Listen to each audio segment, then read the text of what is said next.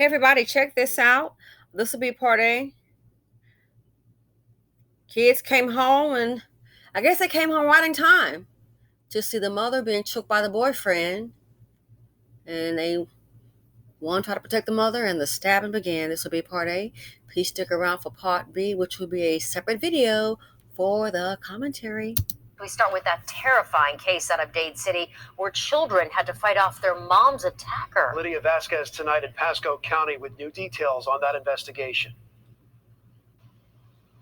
Dade City police say 40-year-old Donald Terrence Parker choked his girlfriend Tuesday until she passed out. They say when her children, ages 12 and 16, intervened, he started hitting the kids with a broomstick. Moments later, we're told one of the children grabbed a kitchen knife and stabbed Parker multiple times. One neighbor we spoke with heard the commotion. And I seen her son, and he had a knife in his hand, and he was going back and forth, and he was screaming. Police say a neighbor called 911, but Parker ran off before they got there. They say he was arrested not far from the apartment complex and had multiple stab wounds. Crews rushed him to the hospital where he is still being treated. We're told the woman was released from the hospital and is recovering. Her children had minor injuries. It hit home, and I couldn't even do nothing yesterday. I just cried. I was in the hospital for a year for domestic violence. Tabitha Taylor Stevens lives nearby. She says witnessing this brings her back to a dark time in her life. When I saw that yesterday, it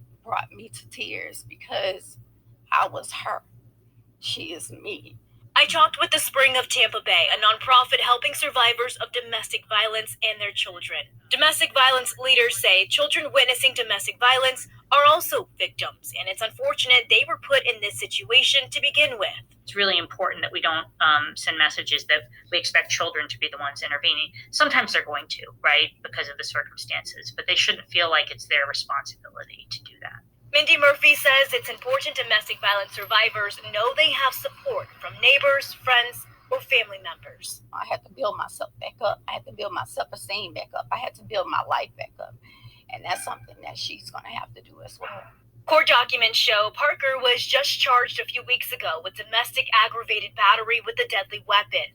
In that case, the victim, it's unclear if it's the same woman, stated Parker chased her with her car and tried to hit her 3 times before pulling out a gun and pointing it at her. She says she was in fear for her life during the incident. A judge issued a no-contact order the next day. I just pray for them.